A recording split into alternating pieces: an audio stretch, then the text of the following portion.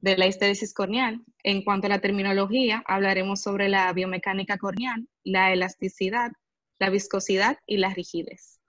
Ya en cuanto a la tecnología, tenemos el ORA y el Corbis ST, y de último, la relevancia clínica. Bien, Friedenwald describió el coeficiente de rigidez ocular en el 1937 como una medida de resistencia que el ojo ejerce por fuerzas de distensión y desarrolló una fórmula sobre esta rigidez.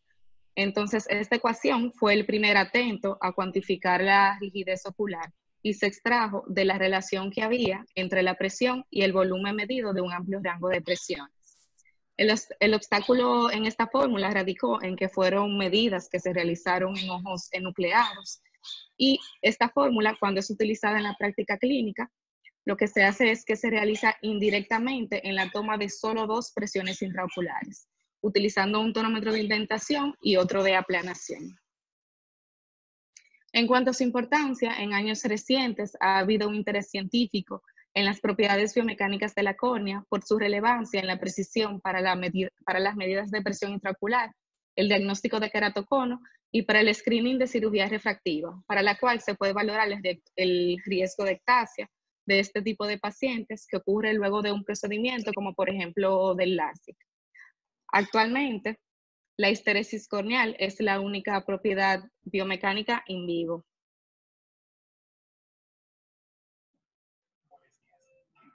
Para hablar de histéresis tenemos que definir ciertos términos. Primero tenemos la biomecánica corneal, siendo este el comportamiento dinámico de la córnea que permite optimizar y hacer más eficiente el movimiento. Dentro de los factores que influyen en esta biomecánica tenemos la elasticidad, la viscosidad y la rigidez, los cuales definiremos a continuación para poder entender cómo funciona el mecanismo de cada una de las herramientas de los equipos que utilizamos.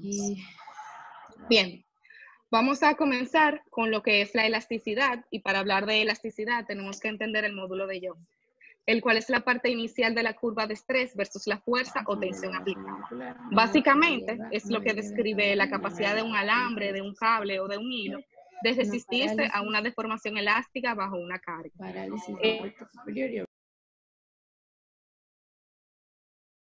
Para retener su forma, aun cuando éste se estrecha, se ala, se comprime o se enrosca.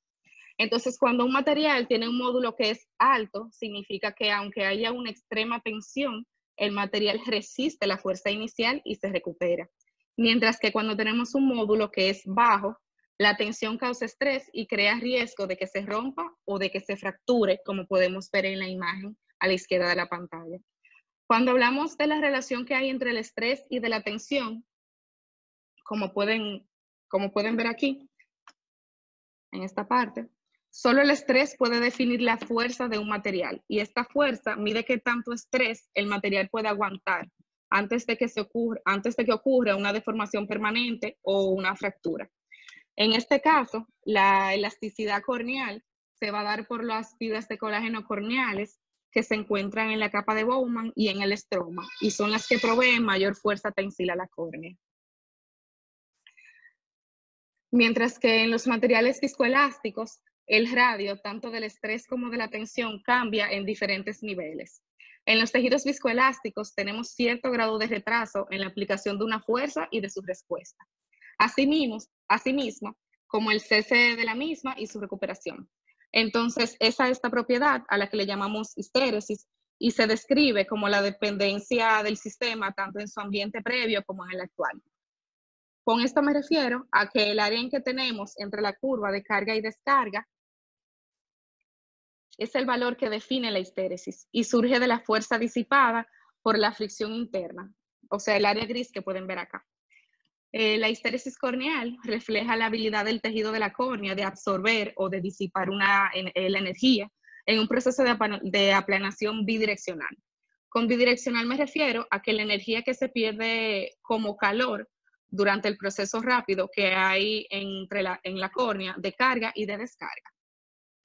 Entonces, la viscosidad corneal se va a dar por los glicosaminoglicanos y los proteoglicanos corneales.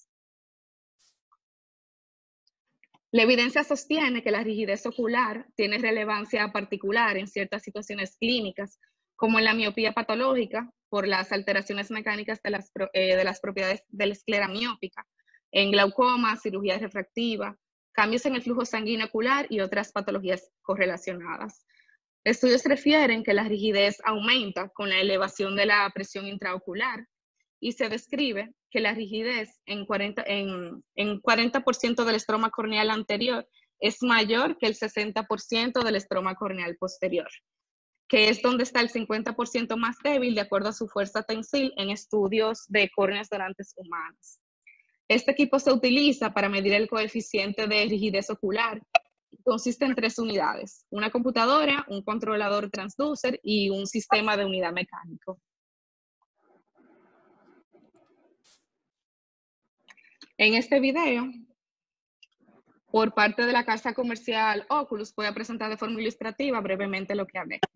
En la definición de biomecánica se describe la forma en la que un cuerpo biológico reacciona a una fuerza exterior, por ejemplo, a la presión.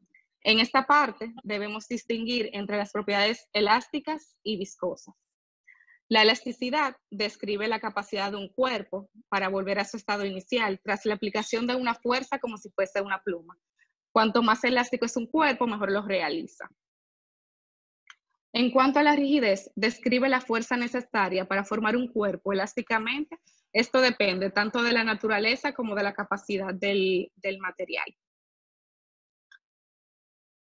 Y en cuanto a la viscosidad, describe la resistencia frente a una deformación duradera. Los cuerpos viscosos no vuelven a su estado inicial o lo hacen de una forma retardada. La córnea es viscoelástica, lo que significa que tras la aplicación de una fuerza queda deformada y solo más tarde vuelve a su estado inicial. En la córnea sana, esto tiene lugar relativamente rápido, es elástica y es rígida, mientras que en una córnea que es patológica, las propiedades biomecánicas cambian. Esto produce un creciente adelgazamiento de la córnea. Así, una cirugía de láser podría entonces dar una ectasia. La elasticidad y la rigidez de la córnea son factores importantes en la oftalmología actual, tanto en lo que es el crosslinking corneal como en las mediciones de la presión intraocular o en incisiones corneales. Bien. Todo esto llevó a desarrollar estas 2 tecnologías que les voy a explicar a continuación. Las primeras mediciones in vivo se hicieron posibles gracias a la introducción del LoRa en el 2005 y luego mejoría en el 2010 con el Corbis ST. Comenzando con el LoRa, hay 4 componentes clave para el sistema de aplanación del LoRa: una bomba de aire, un emisor de luz, un detector de intensidad de la luz y un transductor de presión. Cuando comienza el estudio, el emisor de luz infrarroja produce un haz de luz que llega directamente hacia la córnea. La forma convexa de la córnea causa que la luz se refleje y se disperse en un ángulo amplio. De esta forma, la bomba de aire ahora libera un aire que es colimado, o sea, es decir, de forma paralela, directamente al ojo. Mientras la córnea va dirigiéndose hacia adentro, el estado de aplanación, el rayo de luz reflejado comienza a converger, direccionando un aumento de luz a lo que es el detector. Cuando se logra entonces la aplanación, la luz reflejada es emitida de forma paralela y el detector registra un pico de señal en este punto, haciendo que el transductor de presión registre la presión por aplanación. Luego de este momento, la bomba de aire continúa su emisión a la córnea, causando una deflexión leve, provocando que éste se ponga cóncava, y aquí la luz reflejada nuevamente se dispersa y el detector de señal de amplitud disminuye. Mientras la velocidad del pulso de aire va disminuyendo hacia cero, la córnea vuelve a su estado natural y nuevamente pasa entonces por un segundo pico de aplanación. En este punto. Bien, la luz reflejada vuelve a llegar a su máxima intensidad, causando un pico de señal en el detector, activando el transductor de presión para que grabe la presión intraocular por segunda vez. Por último, la córnea retorna a su estado original y la secuencia termina. Todo este proceso toma aproximadamente 20 milisegundos.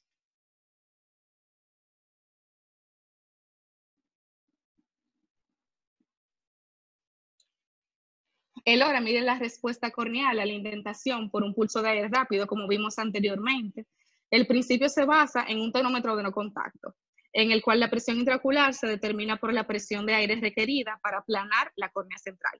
Mientras el pulso de aire es activado, la córnea se deforma hacia adentro y pasa a través del primer momento de aplanación, donde la presión, es decir, P1, es registrada. En este primer punto de aplanación, la bomba de aire recibe una señal para apagarse, pero la inercia del pistón permite que la presión continúe aumentando, haciendo que el pulso de aire tenga una configuración de campana de Gauss, como pueden ver aquí en la imagen. El pico de presión del pulso de aire se influencia fuertemente por P1, haciendo que sea un parámetro importante para las medidas tomadas por el hora. Mientras la presión de aire va aumentando, la córnea va asumiendo una configuración que es cóncava. La fase de salida, o sea, hacia afuera, comienza cuando la presión del aire empieza a disminuir. Esto permite que la córnea vuelva a su estado original de forma gradual. En esta fase de salida, la córnea pasa por un segundo punto de aplanación, donde la presión del aire, es decir, P2, se registra. El hora emite dos parámetros de presión intraocular, la presión correlacionada con Goldman, que equivale de cierta forma al tonómetro de aplanación de Goldman, valga la redundancia, y la presión compensada corneal, que demuestra la variación individual entre las diferentes propiedades biomecánicas de la córnea. De igual forma, permite calcular la histeresis corneal, que radica en la diferencia de presiones de P1 y de P2, además del factor de resistencia corneal, que habla sobre la relación de las presiones y el grosor corneal central. La histeresis corneal nos ayuda a estimar el riesgo glaucomatoso, de igual forma la progresión del glaucoma, entender la presión intraocular del paciente y el impacto corneal que tiene en el mismo. Además, la respuesta de presión intraocular ante lo que es la terapia tópica, los láseres que están en el mercado como el SLT, las cirugías de catarata y de glaucoma. En cuanto a las características y limitaciones, podemos observar sobre estos factores que se ha reportado que la histeresis corneal y el factor de resistencia corneal son menores en queratocono comparado con las córneas sanas. También una superposición en la distribución de ambos parámetros demostró que el diagnóstico para queratocono fue relativamente bajo en cuanto a la especificidad y la sensibilidad. Se dice que la histeresis corneal es menor en ojos con presiones altas y se normaliza luego de la disminución de la presión intraocular, que permanece menor en ojos glaucomatosos que en ojos normales, que es baja, que cuando es baja se asocia a daño glaucomatoso en el campo visual o por erosión del nervio óptico. También cuando tenemos una histeresis corneal baja, se asocia a una disminución mayor de la presión intraocular luego de terapia antiglaucomatosa y que estos dos factores no aumentan con cross-linking corneal, sino que son más bajos en diabéticos. De las limitaciones tenemos que no posee registro de imágenes, tienen mal control en movimiento de la cabeza del paciente y tienen una pobre repetitividad en cuanto a la señal. Por otra parte, tenemos el Corbis CT de la Casa de Oculus en Alemania.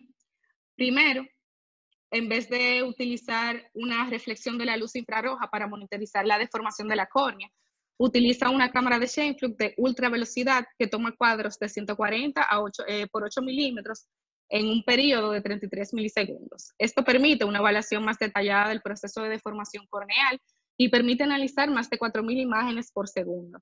Ahora vamos a ver varios ejemplos de lo que podemos obtener.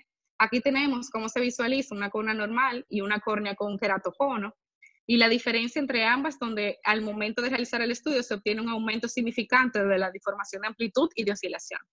En esta otra imagen se observa una queratopatía por aumento de la presión intraocular, en que los valores del equipo con el tonómetro de Goldman difieren significativamente. En tercer lugar, observamos un ejemplo del comportamiento corneal antes y después del crosslinking y la estabilidad postoperatoria que se observa en cuanto a la rigidez corneal luego del procedimiento. Ya en cuanto a los anillos corneales, se observa menos oscilación entre las córneas antes y luego del procedimiento.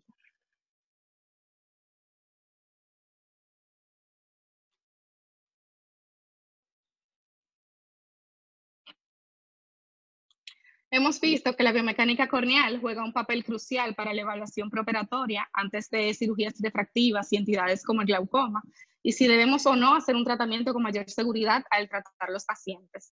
Estos equipos nos permiten detectar ectasias corneales, incluso en pacientes que se presentan con topografías y con grosor corneal normales.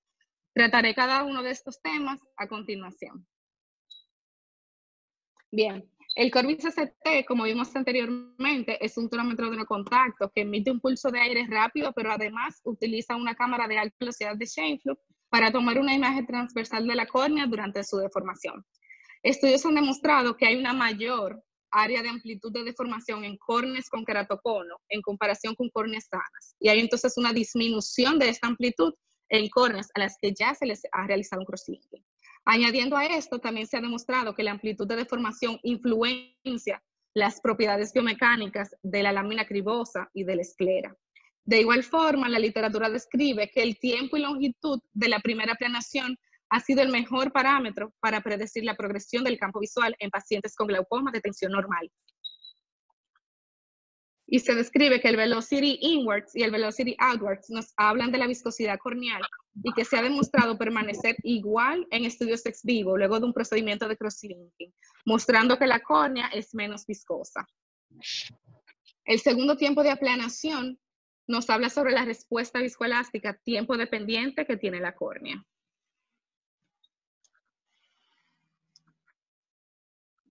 Dentro de los parámetros más importantes tenemos la presión intraocular biomecánicamente corregida, que utiliza el grosor corneal central, la edad y parámetros de deformación para disminuir el efecto de la rigidez corneal en la estimación de la presión intraocular.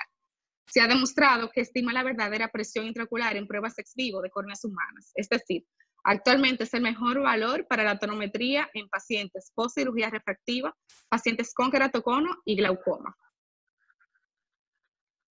Aquí vemos un ejemplo de cómo se vería en el equipo. De igual forma, Ambrosio y Chiguera con colaboradores reportaron un estudio en el 2017 en el que el índice biomecánico tomográfico proveía un 100% de especificidad y de sensibilidad para detectar las ectasias corneales de forma clínica en ojos afectados y en ojos que mostraban un patrón topográfico normal.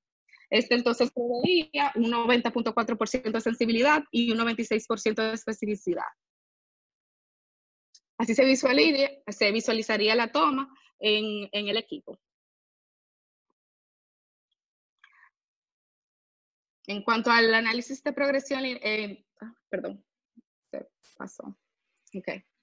En cuanto al CBI, se hizo un análisis de regresión lineal para combinar la progresión paquimétrica con los parámetros de deformación corneal y generar entonces el índice biomecánico del Corbis. Ellos demostraron que el CBI identificaba correctamente un 98.2% de los casos de queratocono con una especificidad del 100%. Aquí podemos ver otro ejemplo, cómo el Corbis nos muestra este valor. El ARTH nos habla sobre la progresión paquimétrica, mientras que el Stress Strain Index fue la primera medida métrica mecánica que se derivó en vivo, permitiendo que se construya la curva de estrés-tensión del tejido corneal. Además de detectar los pacientes con mayor riesgo o susceptibilidad para el desarrollo de ectasias o progresión, luego de cirugía refractiva, este puede proveer documentación clínica para los cambios biomecánicos luego de un procedimiento de cross-linking corneal.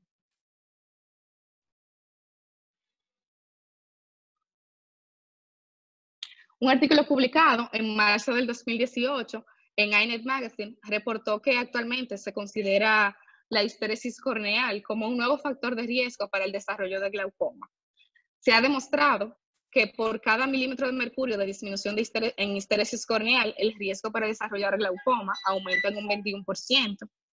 Este estudio realizado con el ORA muestra que mientras más baja sea la medida de la histeresis corneal base, hay un mayor riesgo para desarrollar defectos glaucomatosos en el campo visual a través del tiempo. En adición, también la histeresis corneal puede ser un factor de riesgo importante para el glaucoma, incluso mayor que el grosor corneal central. Finalmente, concluyeron que los ojos con histeresis corneal baja probablemente deben ser monitorizados de forma rutinaria o recibir tratamiento de forma temprana. Se ha demostrado que las propiedades biomecánicas de la córnea, de la cabeza del nervio óptico, no pueden ser medidas clínicamente in vivo. Este estudio realizado en Corea, publicado en el 2019, nos muestra que en pacientes con glaucoma primario de ángulo abierto, la deformación de amplitud corneal, que es la cantidad de desplazamiento corneal en su punto máximo de concavidad, o sea, en el punto de histeresis corneal, cuando es baja, se asocia a mayor profundidad de la lámina cribosa, excavaciones más profundas y con mayor área y zona de atrofia parapapilar menores, pero que no hubo una relación para el grosor de la lámina cribosa y los defectos focales de la misma. Los ojos que ellos evaluaron mostraron una reducción del volumen del anillo neural de predominio superior y se asociaron con menos deformaciones y recuperaciones más lentas de la córnea. En la segunda imagen se muestra un paciente aquí, el paciente A y el paciente B. El paciente A muestra una baja amplitud de deformación, mientras que el paciente B muestra una alta amplitud de deformación. El paciente A, ellos describen que era una femenina de 56 años de edad, con que tenía su amplitud de 1.02. Ellos mostraban una lámina cribosa que es más profunda, que tiene mayor volumen de la copa, mayor área, con una profundidad de la copa media y forma de la copa promedio, que el paciente B, que en este caso sería un masculino de 53 años, con esa deformidad de amplitud de 1.21, que tiene un grado similar de desviación media por campo visual. De igual forma, ellos demostraron que el efecto de la presión intraocular en la lámina cribosa y en la esclera peripapilar funciona como un efecto mecánico, ya que la esclera que es rígida tiene una menor amplitud de deformación y la lámina cribosa entonces lo que hace es que es empujada de forma posterior por la presión intraocular, resultando en un mayor volumen de la copa. Mientras que si tuviésemos, por ejemplo, una esclera que es complaciente, vamos a decir más plegable, esto se representa con una mayor amplitud de deformación, en la que la fuerza tangencial indirecta de la presión lo que hace es deformar la esclera y entonces empuja la lámina de manera tensa, resultando en un área de mayor área parapapilar y menor profundidad de la lámina cribosa. Se conoce que la reducción de la presión intraocular es neuroprotectora, en el sentido de que retrasa o incluso previene el daño estructural y funcional de los axones en el nervio óptico de glaucoma, incluyendo el glaucoma de tensión normal. En este estudio que se publicó este año por Vinci Guerra y colaboradores, compararon la presión intraocular biomecánicamente corregida con presiones que fueron tomadas por el tonómetro de aplanación de Goldman en pacientes que tenían glaucoma primario de ángulo abierto, incluyendo los que tenían presiones altas y presiones normales, en hipertensos oculares y en controles sanos. Entonces, ellos demostraron que había una diferencia significativa entre los valores de presión intraocular tomadas por el Goldman, por la presión intraocular que fue ajustada por paquimetría y la presión intraocular biomecánicamente corregida en los controles e hipertensos oculares. Los valores de presión intraocular tomadas por el Goldman fueron significativamente más altos que los de presión intraocular biomecánicamente corregida o las que fueron ajustadas por paquimetría. Y de igual forma, esta presión ajustada por paquimetría fue significativamente más alta que la biomecánicamente corregida. Ellos describieron que la córnea que es de pacientes que son normotensos eran unas córneas que eran más suaves y que eran más deformables en comparación con los hipertensos oculares y en glaucoma de alta tensión, y que tenían también mayor excavación de nervio óptico. Se habla de que la biomecánica corneal tiene un mayor impacto en la medición de la presión intraocular estimada por el grosor, tanto por el grosor corneal central y su curvatura, ya que no se afecta por las propiedades materiales, por la edad y por el grosor. En conclusión, la caracterización, La caracterización in vivo de la respuesta biomecánica corneal es influenciada por la presión intraocular. La biomecánica corneal ha mejorado la detección de ectasias corneales, incluyendo el queratocono subclínico. La biomecánica de la lámina cribosa y de la esclera peripapilar nos revela un mecanismo para el daño axonal del nervio óptico en pacientes que son glaucomatosos. Los hipertensos oculares pueden estar mal diagnosticados debido a una sobreestimación por factores como el grosor corneal central. La presión intraocular biomecánicamente corregida ha demostrado ser la mejor herramienta para la tonometría en pacientes en estado postrefractivo, bajo terapia médica antiglaucomatosa o en cirugía filtrante. La histéresis corneal baja se asocia a una progresión del campo visual en pacientes con glaucoma primario de ángulo abierto y no así el grosor corneal central. El Corbis CT nos ayuda a discriminar entre las córneas sanas de las que padecen de queratocono y dentro de estos los que tienen o no procedimientos de crosslinking. Y nuevos parámetros como el Stress Strain Index del Corbis CT han podido estimar con éxito la rigidez de la córnea luego del crosslinking. Esta fue mi bibliografía. Gracias.